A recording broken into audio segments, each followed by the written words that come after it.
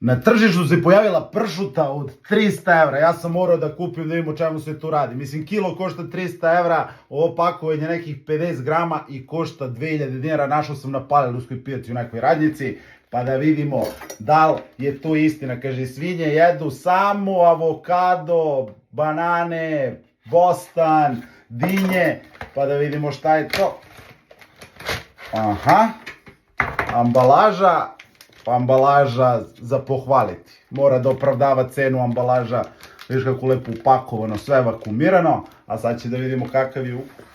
Vidiš, baš dobra fora. Dobiješ i dasku i dobiješ ovako jedno, kako se zove, nije jedno, dobiješ ove kao štapiće, da možeš da bockaš ovako, vidiš. To deluje vrlo interesantno, da vidimo o čemu se radi.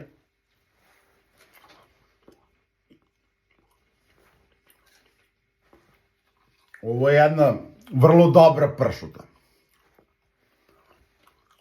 Sad, da li vredi 300 evra, to morate sami da proverite. Ali ja ću da je pojedem za čas.